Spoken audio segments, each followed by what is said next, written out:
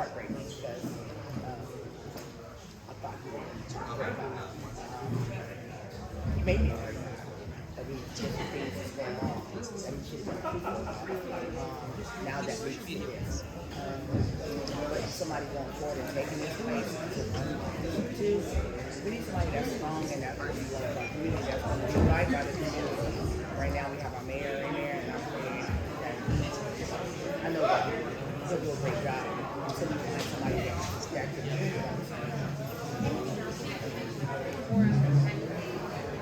Well, not too much to say about them, but I want to say this to my community and my residents. We don't. We gotta come out and we gotta vote. If you're 18 and above, come out and vote. Because voting, it helps. And we have, as a people, we can do better and vote.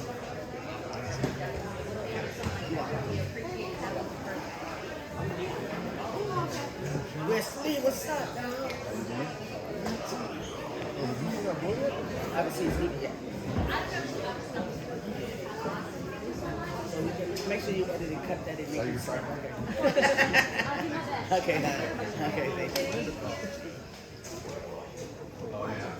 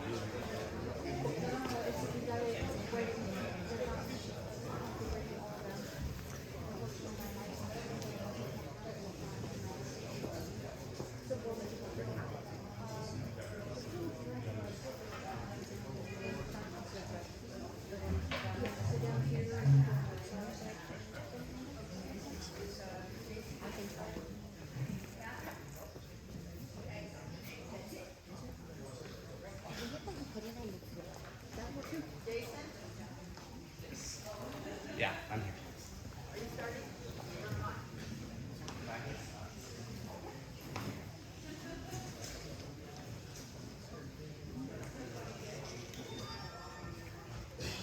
Hello.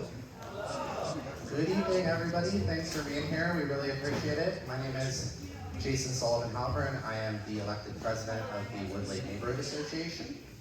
And our neighborhood asked for this, and so we're here, we're doing it. We invited the rest of the district to join us, and we're glad that you came.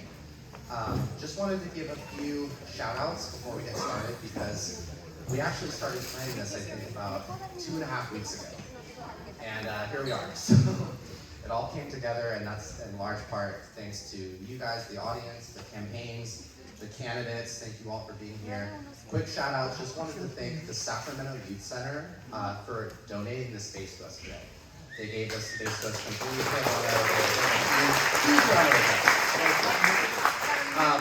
Also just want to thank our vice president of the Woodlake Neighborhood Association, Dave Candy. He has been kind of the main person organizing this. He's been sending all the emails. I've been doing very little compared to him, so I just think he deserves a huge round of applause if you guys have any. And most of all, thank you to the League of Women Voters for agreeing to moderate this, because there's no way we could do that ourselves. I'm not qualified to do that. And we're excited to hear from all the candidates tonight, and I'm going to turn things back to you, Paula. Thank you. Okay, what a great turnout. This is what the League loves, good civic engagement. I'm Paula Lee. I'm a member of the League of Women Voters of Sacramento County, and I am going to moderate this forum tonight, but wanted to tell you a little bit about the League. The League is a nonpartisan, nonprofit, volunteer organization of men and women. Our mission is to encourage the active participation in government through education and advocacy. We don't support or oppose candidates or political parties. However, we are a political organization in that you might see us take positions on ballot measures or legislation at the local, state, or federal level. And if you are interested in helping us make democracy work and public policy at any level of government, please consider joining the League. We have active committees working on voter education and engagement, diversity, equity, and inclusion, homelessness and housing, criminal justice, climate change, and ranked choice voting. These questions tonight were solicited in advance from community members, and we're going to begin with those questions. But if you have questions, you have cards, and you can raise your hand, and someone will pick up your question, someone from the Woodlake Neighborhood Association that's volunteered to do that. So just want to warn you that due to time constraints, we will not be able, I know, to answer all the questions. I will sort the questions. I sometimes blend them together when they're on the same topic to avoid redundancy. The candidates here tonight for City Council District 2, which is an open seat now, in alphabetical order. Don't think Alicia's here. No. So in alphabetical order, Daryl Collins, Kim Davie, Roger Dickinson, Ramona Landeros, Penelope Larry, Mary Russell, Veronica Smith, and Stephen Walton. Thank you. Each candidate is going to make a 1-minute opening statement. Then they're going to have 1 minute to respond to your questions, and they'll make a 1-minute closing statement. The League's timekeeper's right here. She has these wonderful little signs that will let the candidates know when they have 30 seconds left and when to stop. So we've seated the candidates in alphabetical order in a spirit of neutrality. However, I will be rotating who answers questions first. Really want to thank all of you candidates for running for this city council seat and for being here tonight to meet these voters and answer questions. So we will begin with an opening statement from Daryl Collins. Daryl? Yes, hello everyone. Daryl Collins, Sacramento City Council. My main focus is, which probably everybody is economical growth, addressing homelessness, addressing homelessness. My minute's going. But my main focus is that. But one thing I want to say, I'm in a position of from victory. I've already achieved a lot of the things that we're always speaking of doing. I've brought economic growth to this community.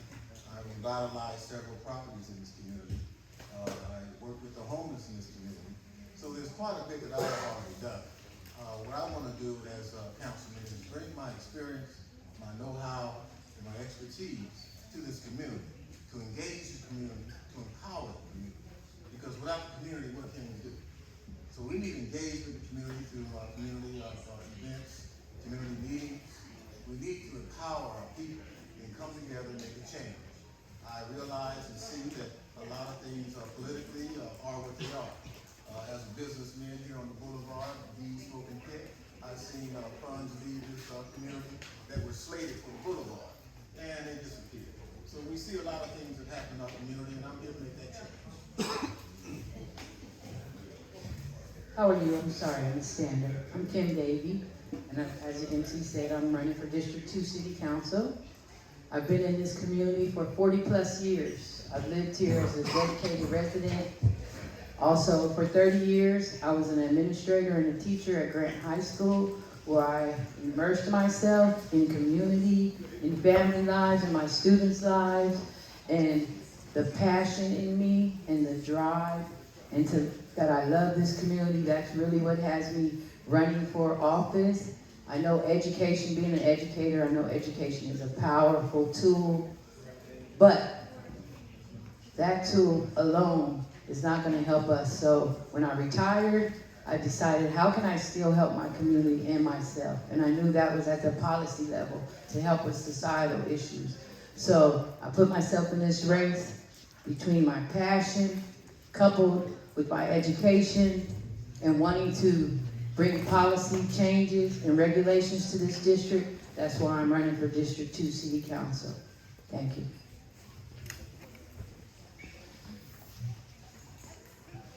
Well, good evening. First, I want to thank the League of Women Voters and the Woodlake Neighborhood Association for hosting this forum. These are great opportunities to share our views and perspectives with all of you, and I want to thank the Youth Center for hosting the forum this evening. I've observed over especially the last half dozen years, last decade, what all of you have as well, that we here in this part of the city get neither the attention nor the resources that we deserve. And we need the kind of leadership with the experience that brings to it the opportunity to change that direction. I have the relationships, the experience, the know-how, both having served more than 17 years on the Sacramento Board of Supervisors and 4 years in the State Assembly to bring about the kind of change and direction that we need very desperately in creating jobs, creating opportunities, investing in our youth, improving our infrastructure here in this part of the city. Thanks very much. Good evening. My name is Ramona Landeros, and I'm a Chicana. That's how I refer to myself, from the state of Texas. Moved here 43 years ago. I started off as a farm worker, ended up in Oregon, was recognized at 14 years of age by Cesar Chavez for the work that organizing the farm workers in Oregon. So my fight for bringing justice to farm workers started in Oregon, but I continued to stay involved. I helped establish the first shelter for battered women, and I'm saying all this because I want to bring it to a point that my fight for justice. I moved to DPH in '81, and I brought the attention of a liquor store that was behind a high school, and then a fence that we did not have at Grant High School. So my job then, I knew, is to fight for the community, but also to make sure that we had a safe and clean community. After I established the food distribution for the farm workers here in Sacramento, we continue to do it for everyone who would need food. We help restore the rights to exploited workers here in North Sacramento. I'd like to just say real quickly that we have half the room here that is Spanish speaking. And I want to know if I can speak, can I do it in Spanish to the folks that are here, yes or no?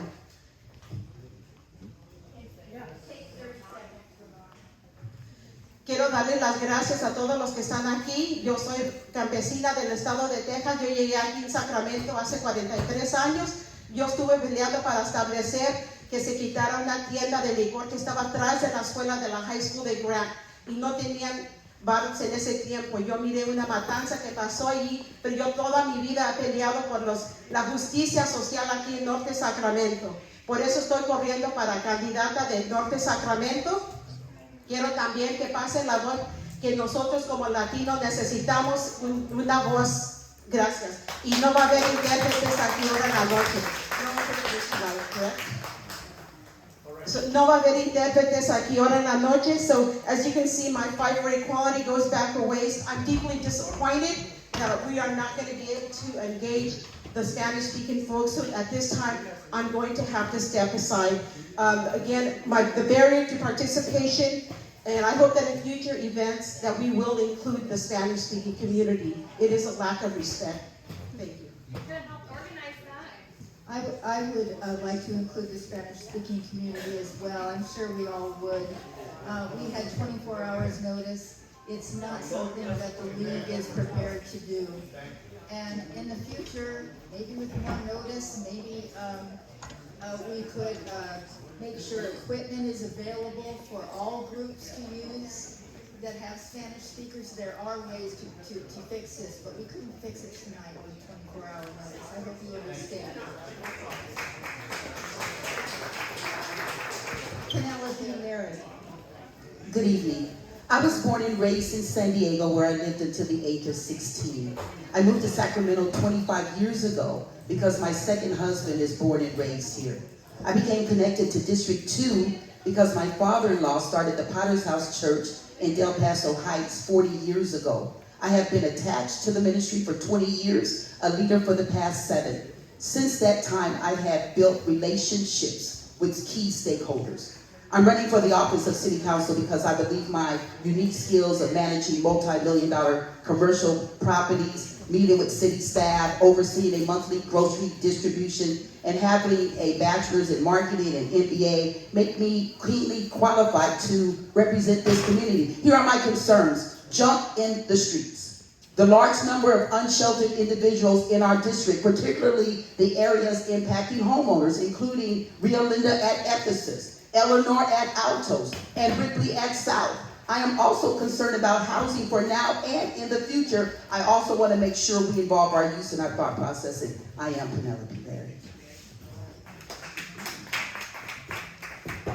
Thank you for this opportunity. I'm Mary Russell. I'm running for City Council to bring stability to the board around finances, performance metrics, and long-term planning.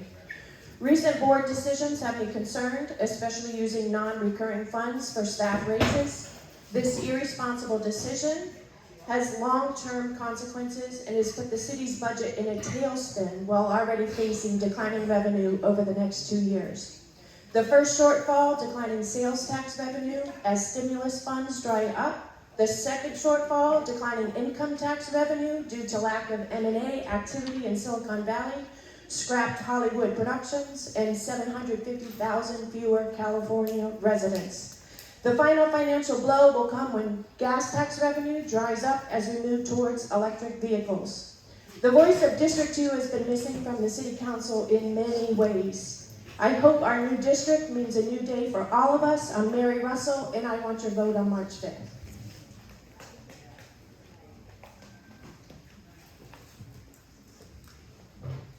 Good evening. The City of Sacramento and District 2 is facing a leadership crisis. And this leadership crisis has existed for far too long. And for that reason, I sit here tonight running for Sacramento City Council District 2. My name is Veronica Smith. I'm a mother, a grandmother, an entrepreneur, and a 20-year public servant, which includes serving the people of District 2. In the north, the south, the east, and the west of District 2. People often forget that this is a community comprised of over 20 neighborhoods that have been for far too long, public interest and private agendas have held this community back.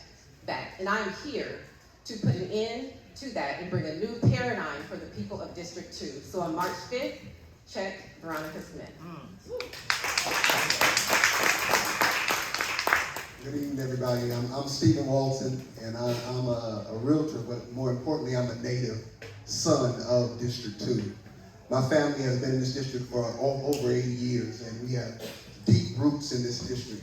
They've seen the good, bad, and the ugly. They've seen it when we're at our high times, and they've watched the decay for nearly over 3 decades. And so the reason why I'm running is because I know that we deserve better. I was raised by Ronnie and Dorothy Walton, and they always told me when I was a kid, you deserve the best, and you can be the best that you want to be. And I took that to heart. And so to see my area, because of where I'm from, not to get what we rightfully deserve, it absolutely breaks my heart, because I know we deserve better. And so we need a fighter down at City Hall and true leadership. They're right, there hasn't been leadership. And we need true leadership that knows how to collaborate and unite and go down there and rightfully demand what we rightfully deserve. And so that's why I'm running, for all of us. Thank you.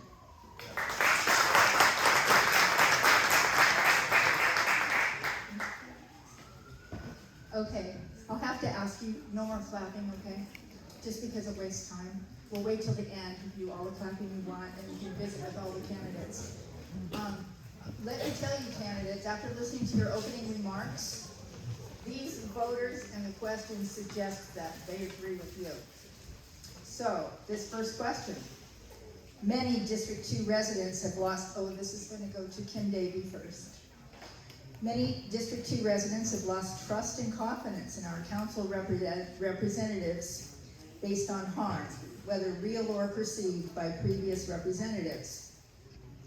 How will you differentiate yourself in order to build relationships with constituents? And how does your platform distinguish you from the others on this stage? Please be specific. Ooh, that was a loaded question, but thank you. And you have 1 minute. Okay, first, we know that part. First of all, my educational background at Grant High School, immersing myself in wanting to be a part of my students' lives, I have already built partnerships and collaborations, and I'm going to continue to build those partnerships when I'm in this seat. Being specific, those are partnerships that are out there existing in D2 right now and doing great things. And what sets me apart from anyone else up on this stage is, first of all, I have been here for 40 years, dedicated, not just a resident, a dedicated resident. I've been at every community event. I've been every time a kid has been hurt or harmed in this district. I have been there, boots on the ground, and I'm going to continue to be boots on the ground in this seat because District 2 deserves us. We all deserve better, and that is exactly what is different between me and the other members on this panel. I'm proud of having been in public service, serving this community for also more than 40 years. A 45-year resident of the North Sacramento community. And during that period of time, having been a leader in bringing light rail transit and bus service to our part of the city, and improving our flood control so that places like Strawberry Manor don't have a repeat of what happened in 1986. Of establishing the Ueda Parkway and the Dry Creek Parkway in the Robla area so that we have a place for recreation in that part of our community. Of bringing $10 million along with then Councilmember Rob Kurth to lay the foundation for Del Paso Nuevo. Of working with community organizations throughout this district on violence prevention and youth investment through a coalition called Yes to Youth. I'm proud of all of that and more, and I do believe that is what distinguishes me from the other worthy opponents in this race. Penelope Larry, I have a slogan that I call I ACT, and it stands for integrity, accountability, collaboration, and transparency. That's what I believe I bring to this table. Having an integral relationship with the people that I have met in this community since I've been here.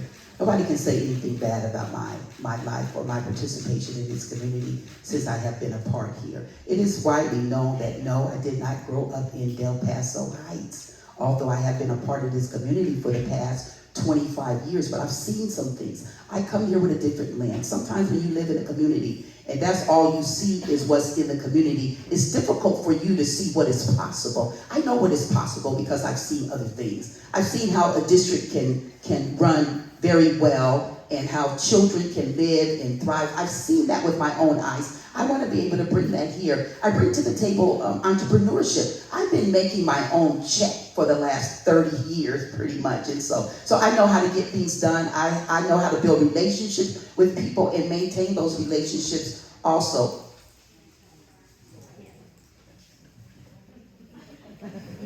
Hi, I'm Mary Russell. I come to you with 20 years of service in the United States military, the last 10 years as a Navy intelligence analyst. Trust is something that you can count on with me.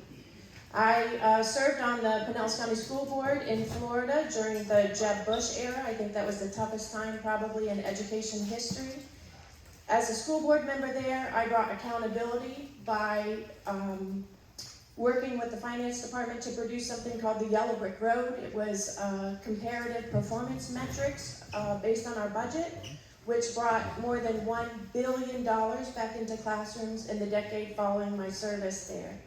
Here in Sacramento, I will increase transparency through timely reporting of key performance metrics online. This will increase oversight and allow the whole community to see how their tax investment is being spent. It would be naive of me to come into this race without having a sound understanding of what has happened under the past 2 administrations. When it comes to relationships, the relationships that I have in this community and beyond run deep. It was the people of this community, from multiple neighborhoods within this community, who came to me and said, Veronica, we need you. And so transparency is what I'm all about. An open book is what I am all about. I embrace the questions, the challenging questions that many people might have as it relates to what I've done in this district and who I supported in this district. Transparency, you all need it. You've needed it for far too long, and it's what I stand on, and it's what's got me on the ballot, and it's what's got me built the momentum in the community, because the community stands with me first and foremost.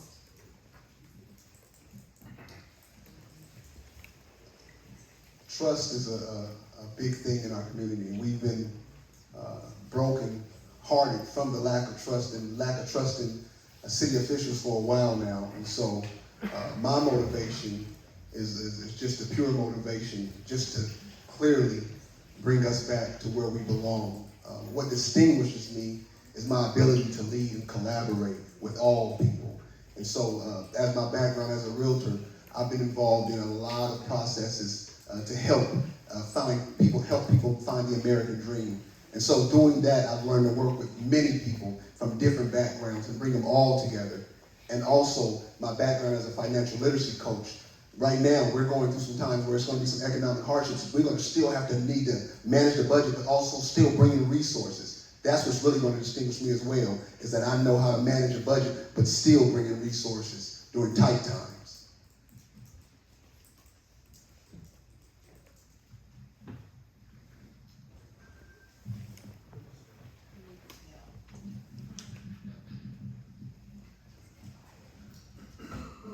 Yes, I concur with everything I have heard.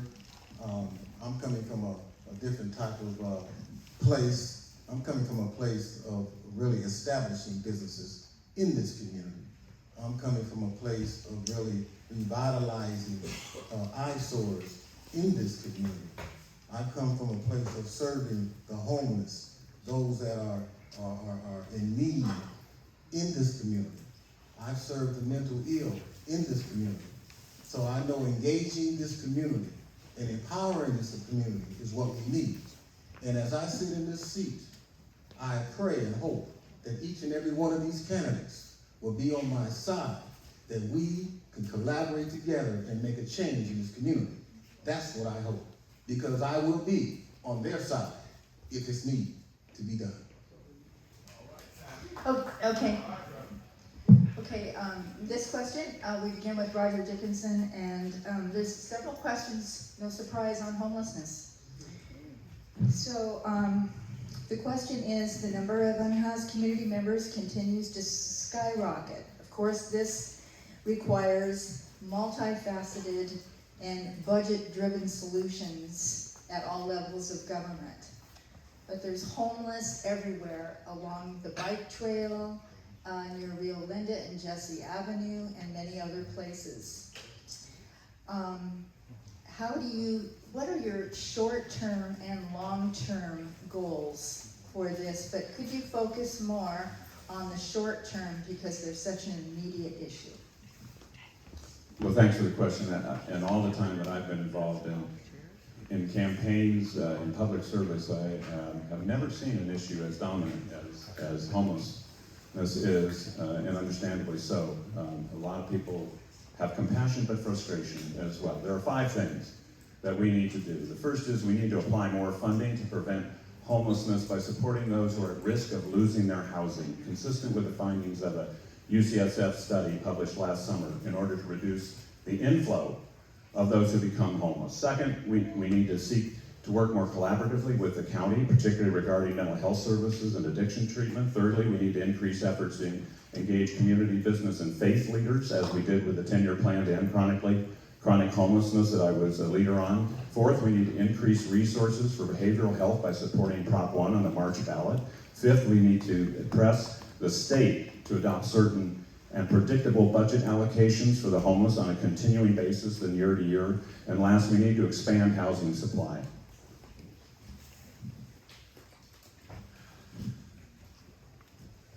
Penelope Larry, my short-term goal for managing the homelessness, I believe we need to deal with mental health. There are differing and varying degrees of homelessness out there. Everybody's not homeless because they've been on drugs and alcohol, which is widely misguided through people thinking that. When I spoke with Rebecca, who is now living somewhere now, but she was homeless for about 10 years, she said that people want to help me in ways that I cannot be helped. They want to get me a house, but really what I needed to do is I needed to get off drugs and alcohol. When you look at people that are unhoused, you look at their camps and the way they keep their camps, they're not yet ready to be housed yet. I believe we need to deal with the mental health issues that come with being unsheltered. There's something that happens to your psyche when you don't have a place to live. When we deal with that and then have some low-hanging fruit. Who is home, has home readiness, and then get those people housed first.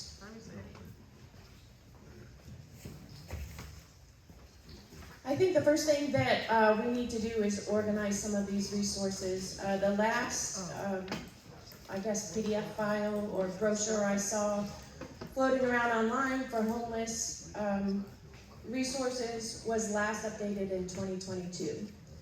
I've been on the websites, I've tried to follow the links, they're broken. I've looked at the metrics, they don't make sense. They don't match up, the math doesn't match.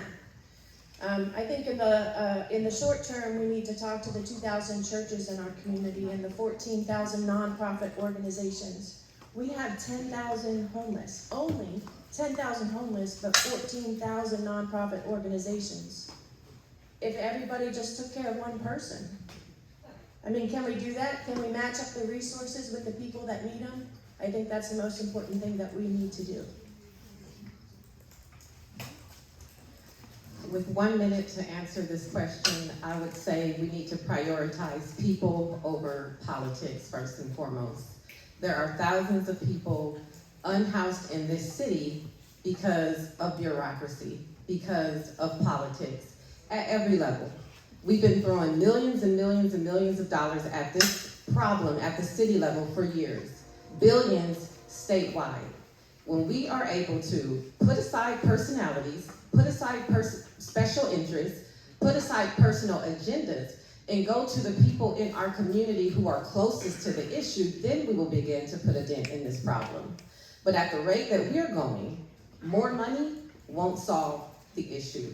Knowing how to work with the right people at the right time to get people moved immediately and stop talking about what we're going to do is how we move the needle on homelessness in the city of Sacramento and state of California for that matter. People over politics.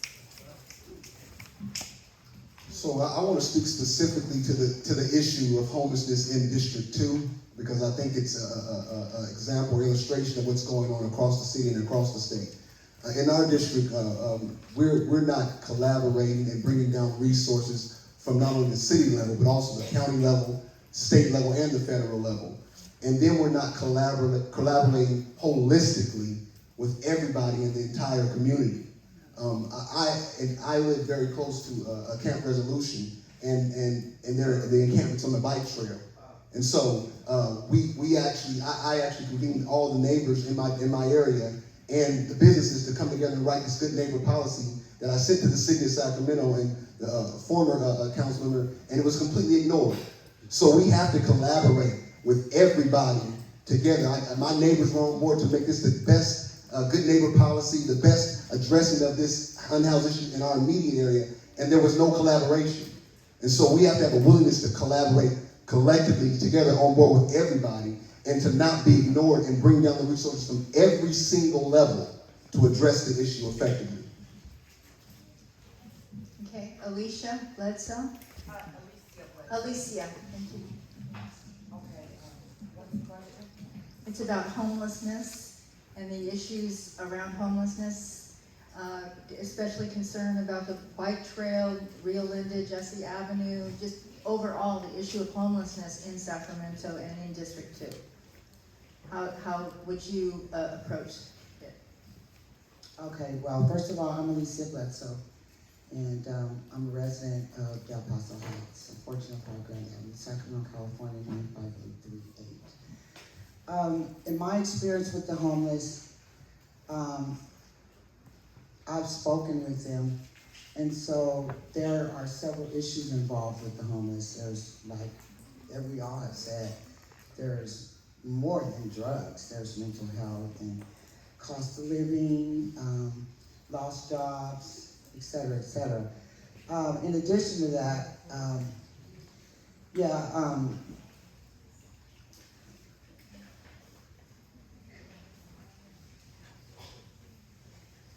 so in California, they're making like $300 million. They're gonna allocate $3 million towards local homelessness. So with that being said, we need to have a collaborative effort to be able to house the homeless with the different 501c and maybe the residents as well. Some of the homeowners can open up like room and boards and house the homeless. And then, be able to take out the resources from the 501cs. So Daryl, you weren't here at the beginning, Alicia, but this is a timer, and she'll hold up a sign when you have 30 seconds left and when it's time to stop. Oh, okay. You have 1 minute for the answers. Okay. Daryl Collins? You got me? Oh, yeah. Okay, sorry.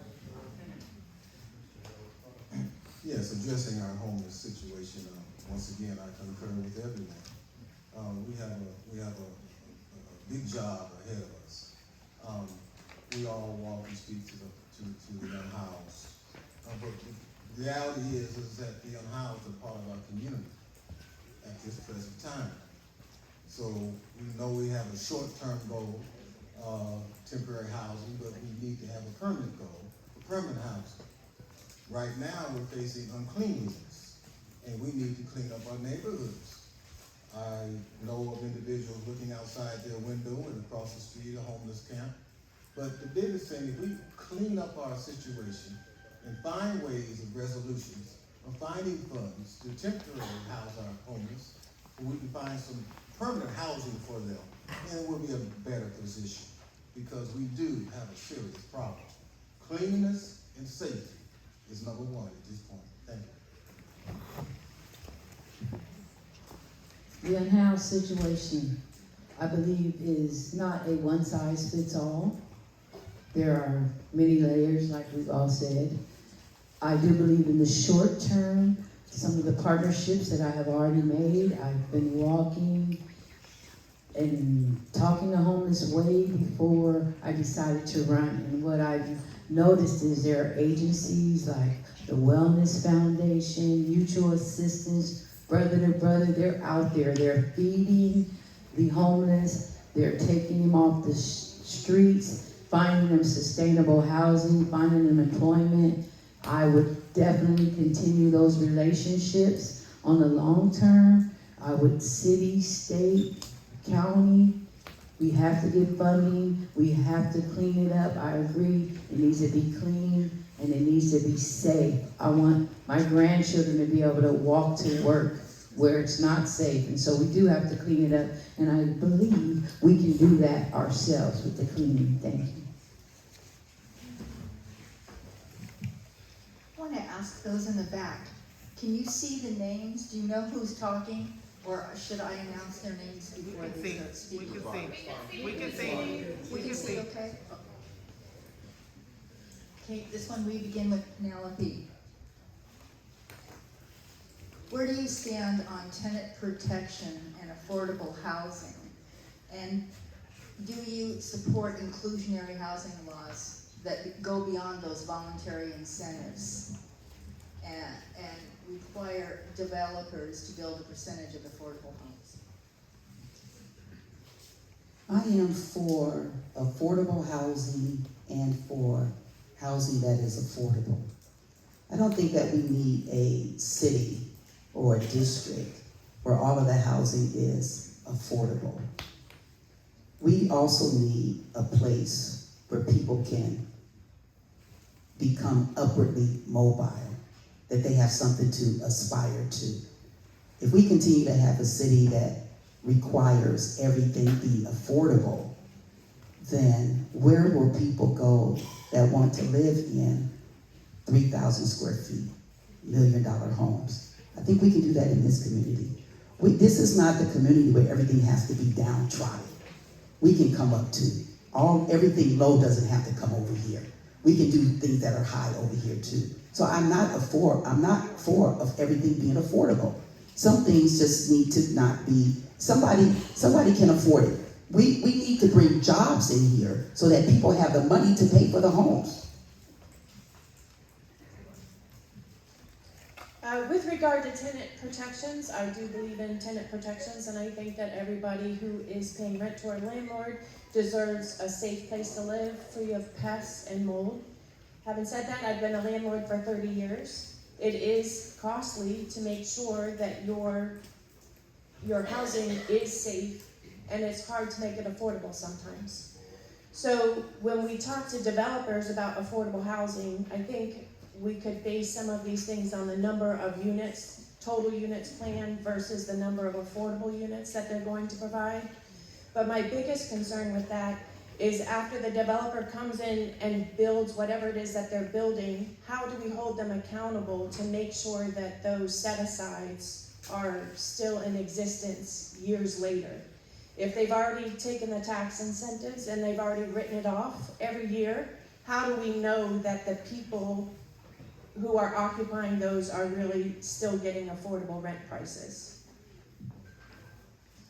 Thank you. I agree with about the first 30 seconds of what Mary Russell said, but I think with some of these policies, we have to understand that all districts do not look the same. We have an inherent flaw in our policy-making process when a council makes decision that affects an entire district without understanding the fabric of District 2. We have seen District 2 disenfranchised with some of the policies that you mentioned on both sides of the coin. We've seen developments come into neighborhoods that don't fit in certain developments, which impact those developments with traffic and have counter effects than what we set out to do. So we have to be very, very careful in our understanding of policy when it comes to what District 2 needs versus what the other district might need that might be good for them versus what's keeping District 2 in the plight that it's in from not having an understanding of the policies that are being made and impacting people for 20, 30, 40, 50 years after the policy has put in place. Sorry for my fast speech, but 1 minute. 1 minute definitely not enough, but let's cover this, make some ground up. So tenant protections, absolutely, we have a tenant protection program in place currently, and we have AB 1482 that is rent control. I think we need to implement those policies and really let them do their work right now. In addition to that, we need to make sure we're building multiple levels of housing, affordable, workforce development housing, and also market rate. We don't want just one sole housing, and we don't just need one sole housing in District 2, because you can pigeonhole a district if you put just one type of housing in the district. See, we have in District 2 some of the lowest income, medium incomes in the county. And so we have to repair that with bringing affordable housing, but also workforce development housing for people that are working class and working and just need to see a little lift in the housing at a lower rate. We also need to bring market rate housing to also increase the area median income so we can get more investment in for the basic services, so full grocery stores can return and other basic services can actually return here.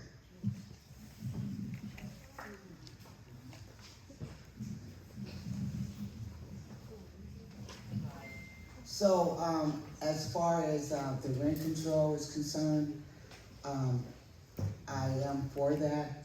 As far as the tenant occupancy and allowing them to have rights, I'm for that. I believe that the landlord should have a little mercy on them in certain conditions where, having some type of explanation of whatever. But as far as affordable housing, there is a housing unit downtown called La Valentina, and they've been managing their affordable housing for quite some time. They also receive incentives as well. So if that is going on with them, it would be going on with the District 2 as well. So as far as them saying that how will we manage it, it's already being managed. It's been managed throughout the city of Sacramento. So there's various affordable housings in every district in Sacramento. So it doesn't mean that we can't have one here. And how are they going to maintain it? Are they going to make sure that they keep the tenants there? No, I believe that they will. Thank you. I'm gonna concur again. Because we all, we all see the need in our community. We see what we need to do in our community.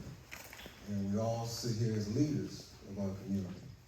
When we come down to our situation of affordable housing, I know of individuals who are paying $850 shared rooms. I mean, 2 people in one room, $850 each.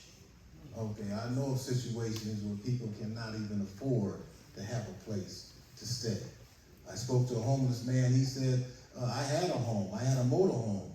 I lost my motor home because I couldn't register because somebody took my catalytic converter and had a hole, a crack in my head. So now they took my home. I'm homeless now.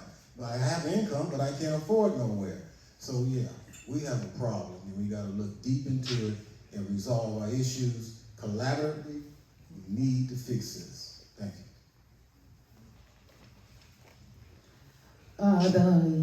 I do definitely believe in tenants should have rights. That's definite. I also believe that slumlords should be checked and have some type of accountability. It's a why. Why is there mold in that building? I've helped a lot of families at Grant High School who have had challenges with their landlords. The second question is, what does affordable really mean? Because what's affordable to you might not be affordable to the next person.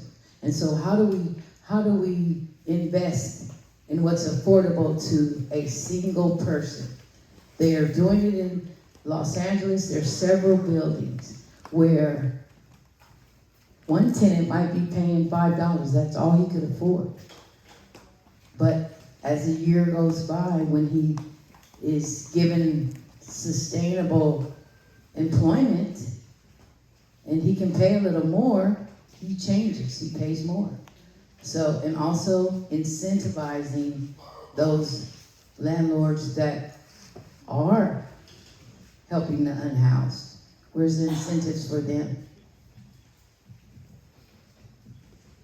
We are 66,000 housing units short of where we need to be in the Sacramento region.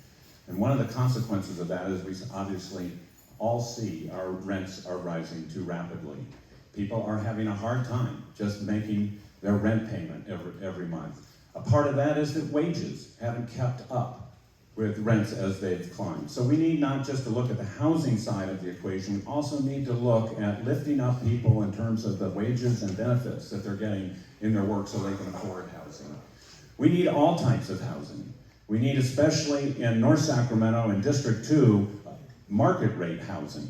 We have a deficit in that category that's severe and ongoing, and until we bring investment here to this part of the city, we won't have the housing that we absolutely must have in order to build our local communities and economy. But we also need affordable housing, and affordable housing is for teachers, it's for government workers, it's for retail clerks, it's for all kinds of people that are part of our everyday lives and essential to it.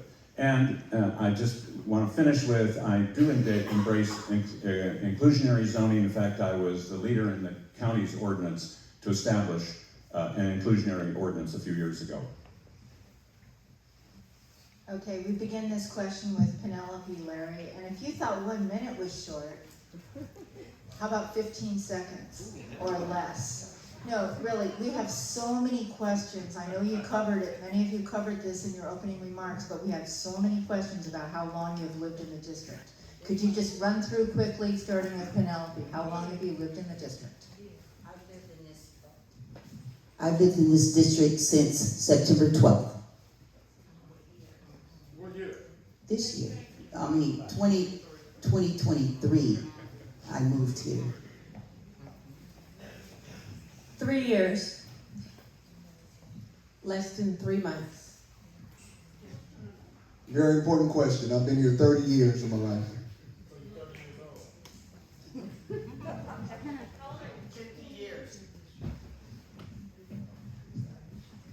Alicia Bledsoe, 55 years. Yeah, 55 years. I almost don't know how to answer that. My grandmother bought a house in Belton, and we've been living there with her since 1942. So, yeah.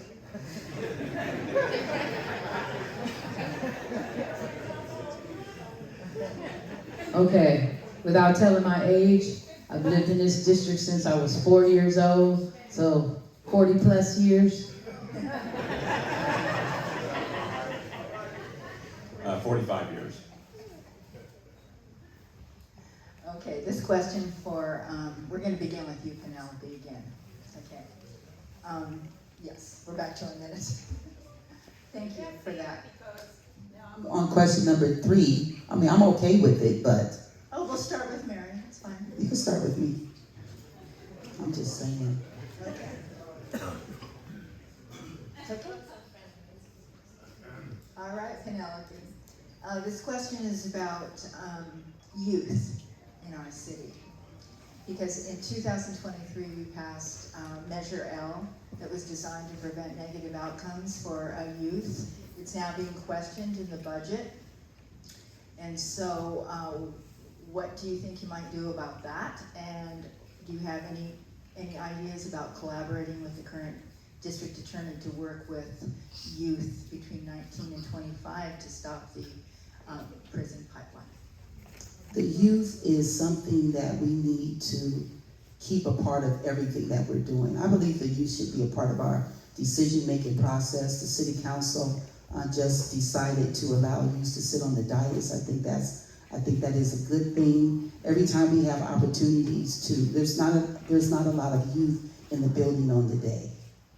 And we're sitting here making decisions that are going to affect their lives. But why are they not in the room? It means that we're not doing something right as the adults.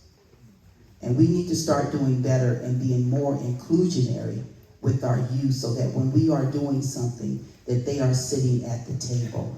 And so, yes, I believe that money should be invested in the youth and youth programs. And some of us should make it our business to make sure when we are doing something that youth have a seat at the table. As a former Navy intelligence analyst, I tell you, we spend a lot of time looking at the young men in a community and whether or not they have full employment and educational opportunities, and we determine how dangerous a community is based on that.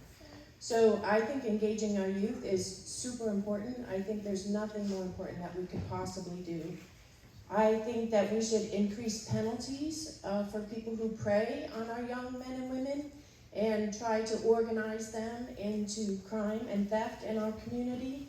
We protect senior citizens and we increase penalties when people prey on senior citizens. I think we need to do the same thing when people prey on our youth. Just a quick cursory look at the committees across Sacramento that have to do with youth. Not one District 2 community member sits on them.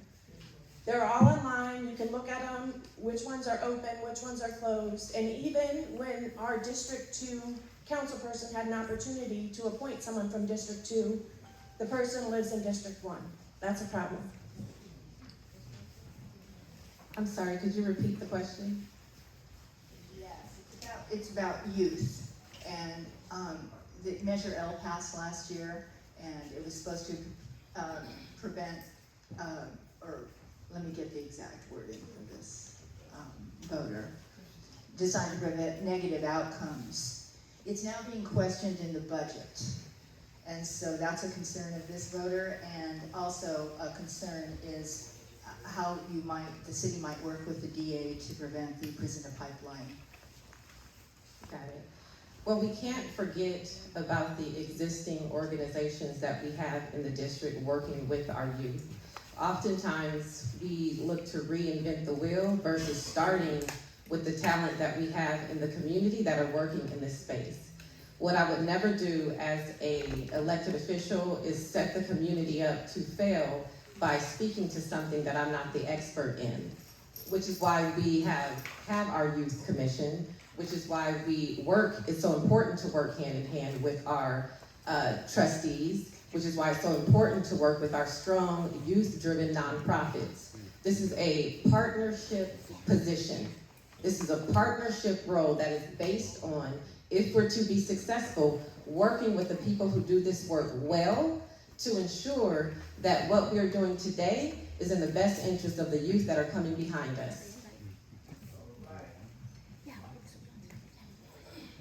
Investing in our youth, for me, is a non-negotiable.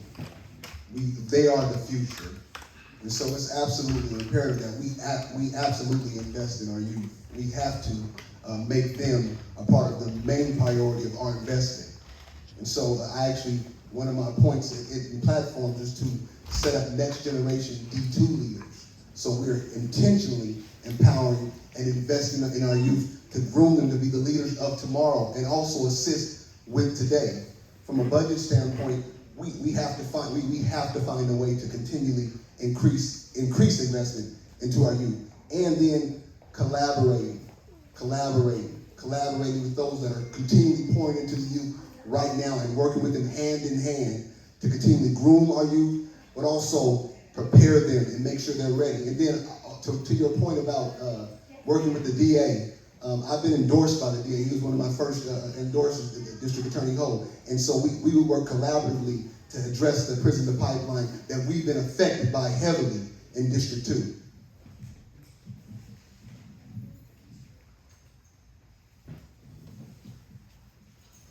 Hi.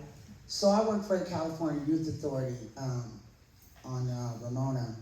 And so I saw all the young men, the youth that were incarcerated in, they call it the baby prison. So basically it's like the school to prison pipeline. So that actually starts within the school. So we need to stop the school to prison pipeline.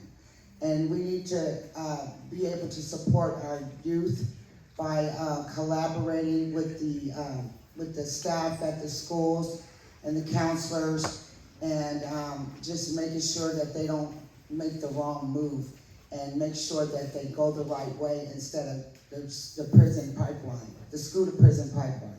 That must stop. So that measure L, I think that we need to push for those funding, because we really need the money for the youth. And in addition to that, the Board of Education has a youth on their board. So we need to have a youth on our board as well. Excuse me. Yeah, speaking of youth, I come out of the California Youth Authority almost 15 years, group supervisor, youth counselor, sergeant, transportation officer. So I know about the youth and the problems we have. Not only that, get ready to tell my age, but years ago, we established Aspire Youth Recording Studios from Voice of Inspiration, our organization, and work with a lot of youth. My son is one of the prodigies of that. We also work with Occupied Love, which is currently a mobile program, and we are actually sitting in almost 4 high schools right now, mobile and working with the youth. So we're talking about boots on the ground. We're speaking of things that are functional. We're speaking of things that are going on now. We're talking about past history, which has come to fruition today. So I have very well, all my life, been concerned about our youth. And our youth are our future for tomorrow. Okay, I gotta stand on this one, because if you know me, you know youth is my thing. That question was made just for me, whoever wrote that, thank you. What I believe in youth. This is those of us who are from the old school, where when your grandmother said, get out of here, hey, this is not for kids. It's a different time now. Millennials, Generation X, Y, you would be surprised how intelligent they are and how much they can bring to the table. Anywhere you go, and I'm just going because I already told you guys how much I love Grant High School. No matter where I go with my students, when they sit down with somebody that doesn't know them, they're amazed. The adult is amazed. Like, oh my God, they're so intelligent. I'm going to brag right now. There's Grant Pacers up here. He's so intelligent. My son's in that audience. He's a physician. They're so intelligent. We have to make sure we put dollars into our youth. There's nothing. We have to collaborate. We have to listen to them. They are definitely our future. And the other, about the pipeline, I just want to say this real fast. The single most risk factor in homelessness is not having a high school diploma. So we have to put money into the youth. Well, youth investment and empowerment have long been a huge priority for me. It's why I chaired Sacramento First 5 for the first 10 years of its existence. It's why I founded the Yes to Youth Coalition to help kids find alternatives to gangs. It's why I worked so closely with the Mutual Assistance Network here in District 2 when I was a supervisor to help with kids and families. It's why I was the co-author of the ordinance to establish the county's youth commission. It's why I championed a tax measure in 2008 that would have established funding directed for youth investment in the city. Unfortunately, the city council chose not to put it on the ballot, and so we didn't get that dedication until we got Measure L. It's why I started a Friday night arts and basketball program for teenagers when I was a county supervisor. With respect to the school to prison pipeline, I authored the successful legislation that stopped the use of willful defiance in our schools as a reason to expel or suspend students, because that not only affects students of color disproportionately, but leads directly to the school to prison pipeline, and we interrupted it. Okay, this question will begin with Mary Russell. Candidates, are you aware that district-wide funding has not been distributed fairly? How will you address the needs of existing communities, specifically the Robla area that has land being rezoned and eaten up by new housing, commercial buildings with no plan to include other needed amenities such as parks, open green belts, stores, coffee shops, eateries, in and outdoor entertainment venues? What about Robla? What about Robla? So I don't know if you can reverse that. You know, we have standards. I know in our neighborhood we're not been very happy about some of the plans that have been passed through the city council. Some of the plans have been backdoored. So I'm actually not familiar with the situation in Robla, but I would take a look at it and then see how it got through, what community input was, where was the gap in community input, and if there's a way to correct some of it, to correct it. I mean, once it's approved, I don't know how much you can go backwards, but maybe we can fix something going forward. What sets me apart from all of the other candidates here sitting with me today is, yes, I absolutely do understand and am aware that resources are not being spread equally. I've actually been a champion at City Hall for Robla and the clubhouse that is long overdue for them. I'm not sure why it didn't happen 8 years ago, 10 years ago, 15 years ago. So I absolutely do know that we need to spread the love throughout District 2. There are things that happened with the Woodlake Clubhouse that shouldn't have happened because the community was not engaged properly before the city decided to make decisions that impacted the people within feet of that community. We need a champion at City Hall that gets it, that knows what has been done and what happened over the past decade, and that person here tonight is me. Robla needs his clubhouse. It's past time.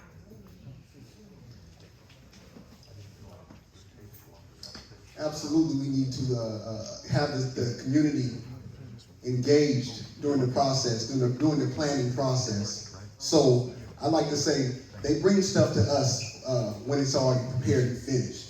That's like inviting you over to dinner and you don't eat fish, but I prepare fish and that's all I have for you, and I invite it. You need to be involved in the process when I'm putting the ingredients in for you to come out.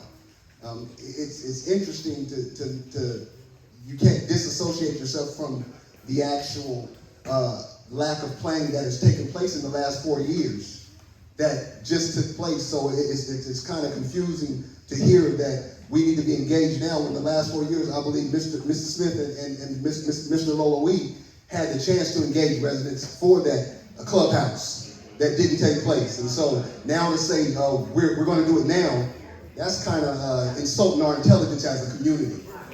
And so we do need to be engaged, and I'm going to be that for us, to fight for us in City to get us engaged. Again.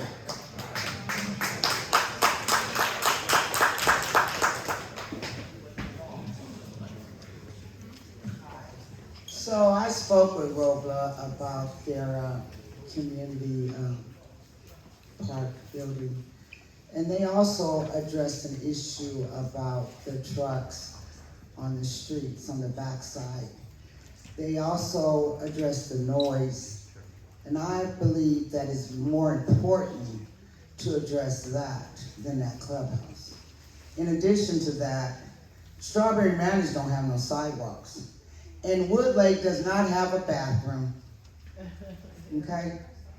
So the money needs to be allocated appropriately by need, okay? Not no $1 million building. We need to go ahead and address the first need. So, yeah, I like that community center, I do. However, it's not important. Sorry.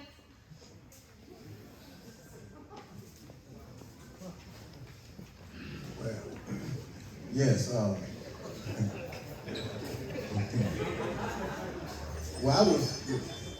I own the restaurant, D Smoking Pit, actually on 1800 Del Paso Boulevard. That property actually revitalized as well. Out of my pocket, after seeking funds from a city and never received. But there was a time when there was $999,000 slated for Del Paso Boulevard. And naturally, as an owner, a business owner, I was happy about that. Funds disappeared. Never known how, where, when. So yes, I understand most definitely how it is. I've been affected personally. And sitting in the seat of councilman, I know I won't let that happen to no one else. So dealing with Robla, you know, we lead some construction and things going on. My biggest thing is having economical base, having some stores, having some means that people can go to a hardware store and go get their medication right there in the neighborhood. As long as we bring about an economical base within the community, I think that'll be great because, hey, we need it. Thank you. Yes, I definitely know. There's 21, 22 communities in District 2. You can ride around and tell there's some people are getting more money than others. First of all, even the unhoused situation is a little cleaner in some places in District 2, and some are worse. So we know that there definitely is an unequal portion of money right here in District 2 being given out. But have we ever sat down with all 21, 22 of those community associations? We need a collaboration. We need to sit down and come up with a comprehensive plan. What is our priorities? Because we all should be talking about D2 as a whole. Okay? What can we do as a whole to make D2 equivalent to some of the other districts? Not one community within D2, but as a whole. So that's another collaboration we have to do. We have to get together, collaborate, and then make a plan and finish out the plan. I learned long ago when I served on the committee developing the North Sacramento Community Plan in the early 1980s about the distinct characteristics, assets, and needs of the neighborhoods that are very diverse across North Sacramento. We need and we must talk about each one of those neighborhoods But this question is about ROBLA. And so the person who asked this question deserves an answer about ROBLA. ROBLA is an evolving community. It is a changing community. Once upon a time, back when I was working on the community plan, it was a very rural community. It was impacted by noise contours from McClellan Air Force Base when the Air Force Base was active. Many of the characteristics have changed over the years, and we're now starting to see infill. In some places, it's still semi-rural. In other places, it's more suburban. What's lacking in ROBLA is a comprehensive approach to what the community wants to and should be. That requires engaging the people who live and work in ROBLA to determine what they want to see happen, and then making it happen at the city council. When I work on projects or go into businesses, one of the first things I like to see is the books. I want to see how people spending their money, because you follow the money, it tells you a lot about what's going on. I think we need transparency in our budget. The ROBLA needs a clubhouse, Woodlake doesn't. Woodlake doesn't have fences, somebody else has fences. Whatever it is that we need to follow the money. I don't think that we should give people more money if they haven't done what they were supposed to do with the money that they have. I don't think we should give people more money to not do what we've asked them to do, and we should audit the budget. We should audit the books. And if you are an organization that has not done what you were supposed to do or why you received the money, then I don't think we should give you more money. That's good. That's true. Okay, Veronica Smith, we'll begin this question with you.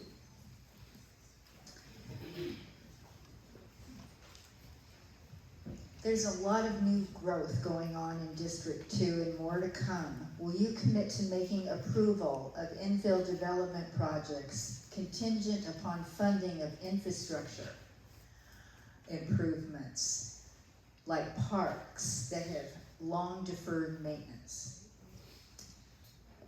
Okay, that was a loaded question, but I will do my best.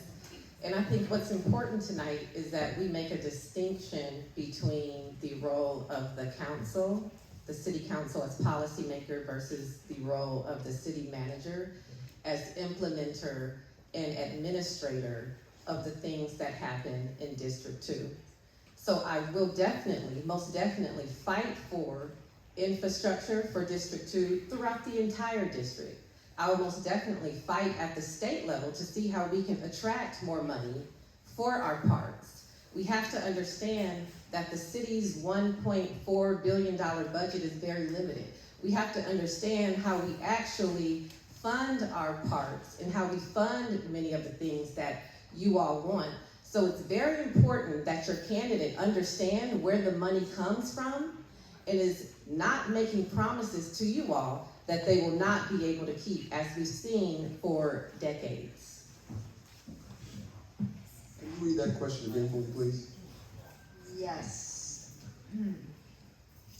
Lots of new growth in District 2. Will you commit to making approval of infill development projects contingent upon funding of infrastructure improvements? I think we do need to make sure we make the infrastructure improvements, because our area has been neglected from infrastructure improvements for a long time. I've advocated for some of the infrastructure improvements along Del Paso Boulevard, as well as some of the parks that continually are neglected over and over again. And so we actually have to make sure we address those needs at the standard that they're supposed to be addressed as well. And so it's one thing to make sure that we make it contingent upon infrastructure approval, but it's another thing to keep the standard. I go by some of the parks in our area right now, and they don't even cut the yards anymore. And that's our tax dollars not even being used. So it's one thing to have a line item for park maintenance or park infrastructure improvements, but when they're not doing it at the standard that they should be, that's one thing they need to be held accountable as well, that they have not been. I went by a few parks in the area, and if they do happen to cut the yard or cut the lawn, they don't even blow, they just let it go. And so we need to lift the standard here. To start with, we need to lift the standard. I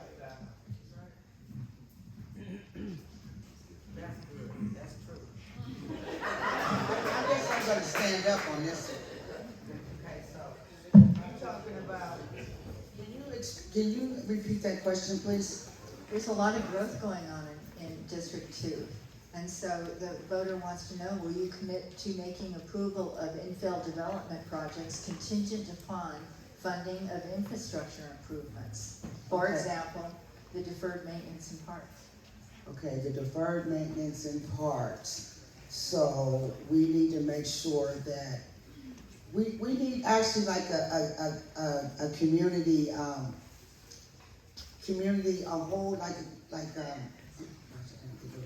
community association for District 2.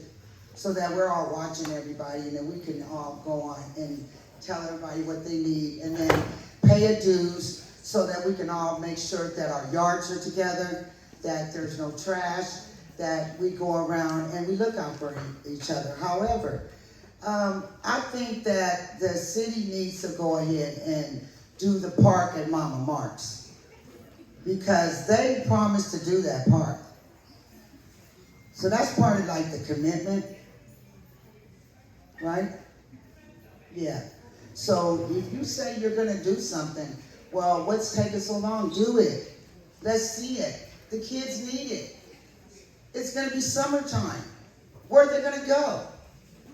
They're going back to Grant, right? Okay, thank you. Dealing with the infrastructure improvements in our parks. Most definitely, I remember back in the day as a young man, we used to always go to the park. The park was a place to go with other friends. Infrastructure, like I mentioned before, as I revitalize a lot of properties, maintenance-wise, I have improved a lot of infrastructures. But I noticed too, right, on the bike trail, I used to take my kids, grandkids. We have programs, we go out on the bike trail, a lot of grass area, we go out and play. That's gone now, we can't do that. Nothing's maintained, the parks aren't maintained.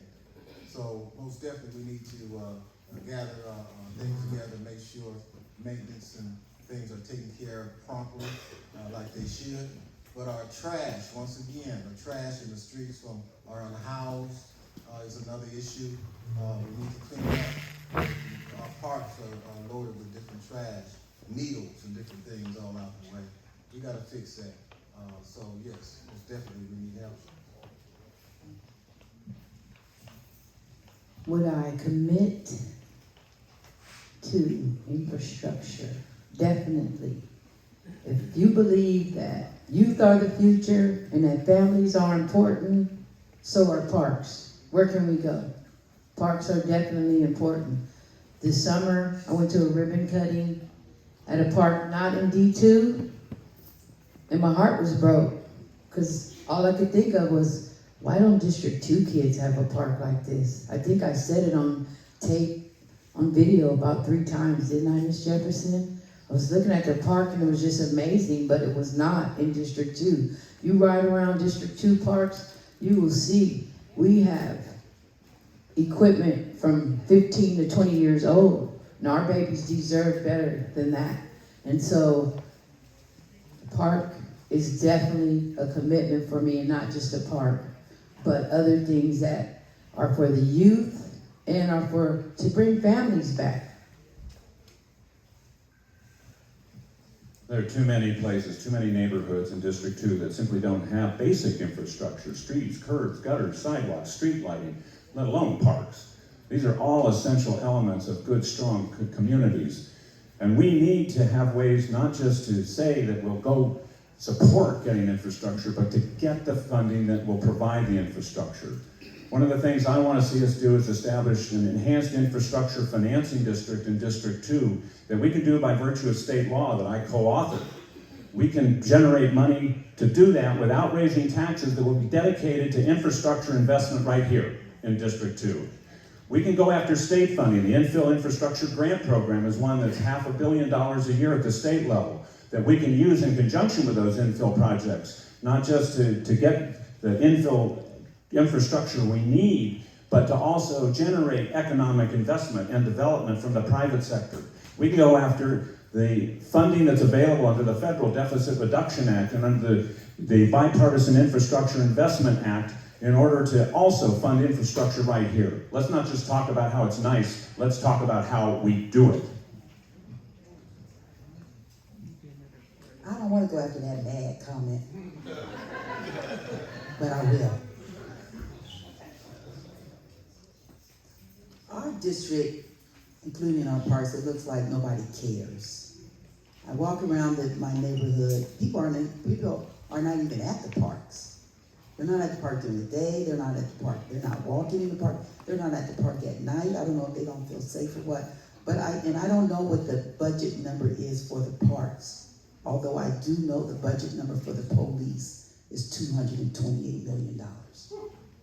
And if we took some of that money from the police budget and put it in the parks, I'm not for defunding the police, we're not talking about that, not even a question. What I'm saying is we're spending a lot of money on police and we're not spending any money or enough money where it concerns us being able to enjoy our neighborhoods and enjoy our parks. And again, we need to look at the money. How is the money being spent? Well, I don't think we follow the money enough. We take whatever people give us and we say that's fine. They think we don't care, and so they don't put any money in the places where we think the money should be. So I have a few things floating around. One is there should be federal funds for infrastructure, earmarked specifically for infrastructure. I would ask, where is that money? As far as committing to making sure that we have infrastructure improvements before development, it sounds like we really need to take a good look at the city's process for how development plans are approved.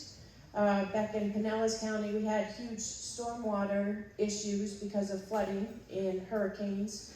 So we did make sure that our stormwater infrastructure was put in place before any new development was allowed to happen. So I took a good look at that.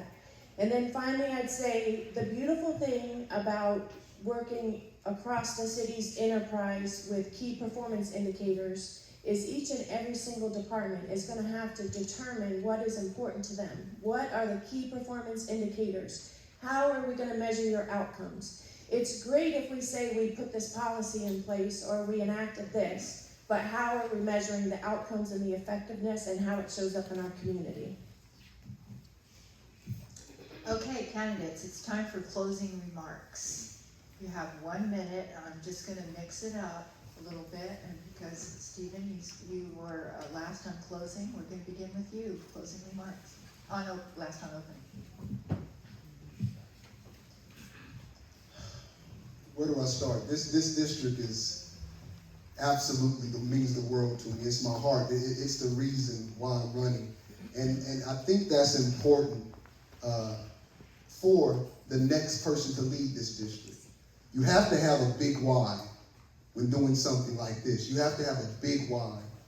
And the why behind why I'm doing this and why I'm running and why I'm doing this is because of how much this place means to me. You have to understand that growing up here, we have a lot of pride in being here. We've taken a lot of stuff, and they say you can't take a licking and keep on ticking. We've taken a lot of lickings and kept on ticking. And so these, us people, we're rich in history and rich with tradition. And so that big why, so when we face the fight at City Hall, which all of us have to face, meaning I want to go down there and I want to be elected as the leader to go down and fight for us, but we all have to go down together and take back what we rightfully deserve. And so we have to come together and make this thing what it should be. Make it beautiful like it once was.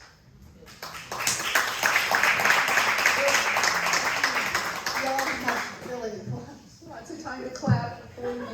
Okay, Penelope Larry. What we share as humanity is our constant desires to do better. Our diversity is our strength. As we begin in some areas and continue in others to hold one another accountable to be the best, we will then be able to connect with each other in meaningful ways. These connections and us being engaged as a community will cause other communities to desire to be like us. We have decided to work together. We have made lemonade with the lemons we have been given. But how do we sustain ourselves by doing that? by sustaining ourselves. We must put an end to what no longer works or in order to move forward to a successful future. The district will never go back to the way it used to be. Most of those people who made it what it was, they're gone. What's left is what's left. We have to work together with what we have. Let's work together with what we have. All of our different hues and our backgrounds, I'm going to continue because everybody else, they took longer on one time too. It'll be my last time taking longer. All of our different hues and backgrounds and successes and failures, they all make us who we are today. I want to see the district thrive as I certainly all do. I want to represent you, whether you live in Arden, Ben Ali, Cal Expo, Robla, Woodlake, Strawberry Manor, Rayleigh's Industrial Park, Del Paso Heights, Johnson Heights, Old North Sac, or Point West. I want to represent your interests so that our community is a great place to live, work, and play. Roger Dickinson.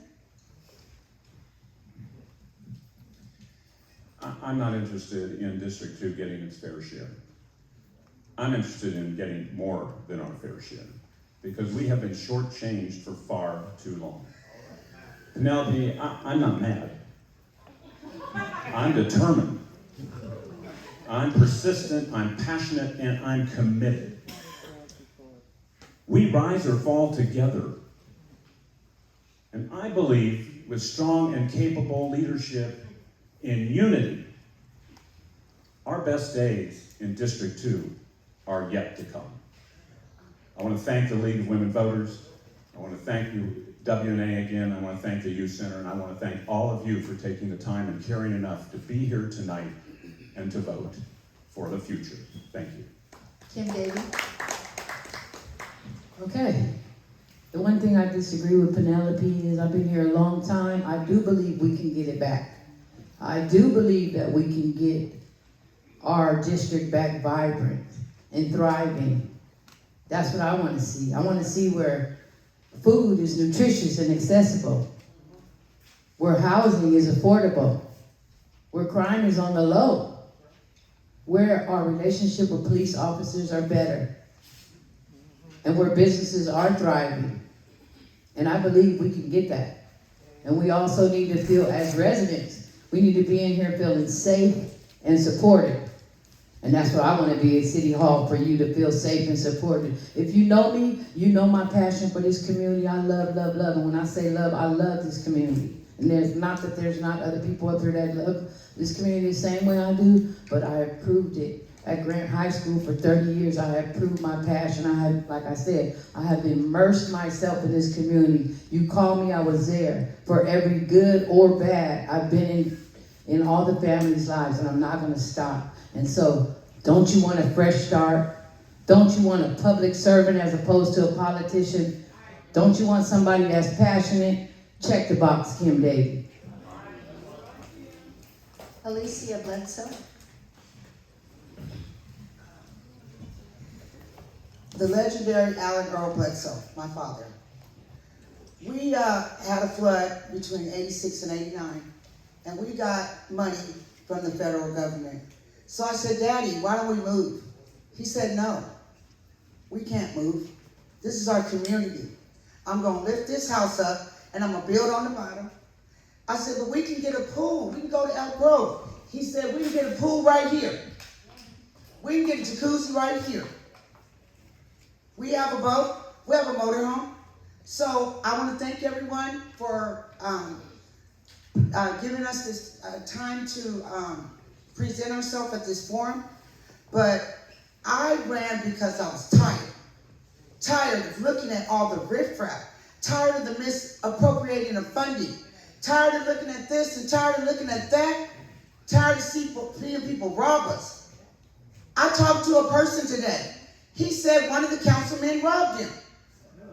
Yes. So thank you so much. I'm Alicia Bledsoe. If you want to change, check the box, Alicia Bledsoe. And quit putting signs in my yard. Okay? Because I have a no, you know what I'm saying? And you know who you are. Because I know who you are too. Because I have you on camera. So, candidate, check your people. Don't come on private property. Thank you.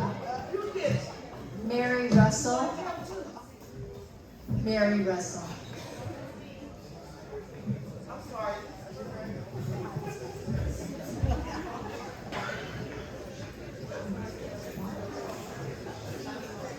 Tough act to follow. So back to the city council. Recent decisions raise serious concerns about the current board's fiscal responsibility, as well as any candidate they might endorse. Their impact on our city's financial health, with few obvious benefits to our community, is deeply troubling and needs urgent attention for course correction. As your representative, you can count on me to find responsible solutions to steer us in a better direction. Creating key performance metrics will not only address our financial concerns, but also help us measure the benefits and services we receive in return for our tax investment. My experience in creating relevant financial metrics in a like-sized district facing serious challenges uniquely qualifies me to take on District 2's current state while ensuring effective and efficient delivery of services. I understand the struggles facing District 2 residents. I am you, and I am here to be your voice that has been missing from the City Council for far too long. Together, we can work towards positive changes that benefit all of us. I'm Mary Russell. I'm asking for your vote on March 5th. Please join me in creating a new day for our new district. Daryl Collins.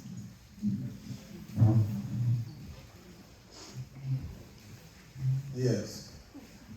What a task we have on our hand here in District 2. And I'm coming to you from the ground, foot on the ground. Like I mentioned, I've done quite a bit in this district, brought businesses to this district, revitalized property in the district. My heart is in this district. And I'm running for this office at this time because I know our district needs some help. And I'm gonna bring all I got. So with the help of every one of these petitioners, or every one of you, we can make a change in the community. What I hope not to see is everybody drop off after it's all over with. That's what I don't want to see. Because I'm willing to give 4 years of my time. 4 years of my time to help this district. And bring about everything I know, everything I got. So if we want to change, you vote Daryl Collins, District 2 Council, and we'll see change. Thank you. Veronica Smith.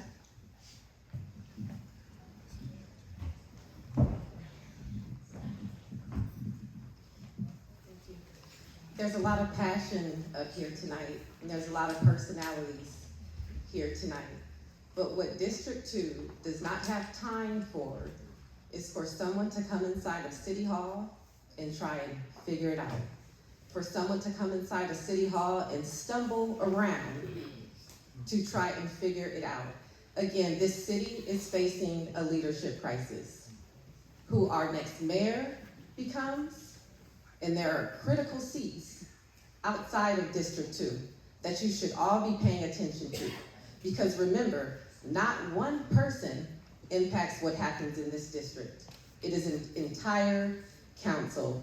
And I would encourage you to ask everyone here how many times they've gone to City Hall and fought on your behalf these past 5 years prior to deciding to get in this race. That's a very important question for you to ask, because we don't have time to mess around in this city or in this district. So we need to make sure we elect the right mayor and the right candidates in every open seat. I'm Veronica Smith for District 2, for the people, first and foremost. Okay, now clap for all of them.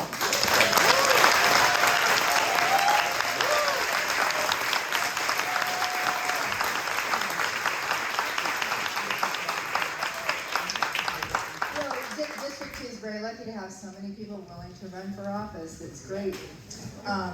We want to thank the sponsor, Woodlake Neighborhood Association, and all the other neighborhood associations that participated, and especially thank the candidates for being here tonight. And most importantly, you, the audience, because you asked great questions and you were so attentive, and we hope you'll be out there voting. Reminding you that the ballots go out very soon here, February 5th. So if you need to register or re-register, because you've changed your name, even changed your signature, maybe you've moved, please re-register to vote now and encourage others to do so if they need to. And we know it costs a lot of money to run for office, so the League of Women Voters has a website called vote411.org. We offer candidates the opportunity to communicate with voters for free. Imagine that.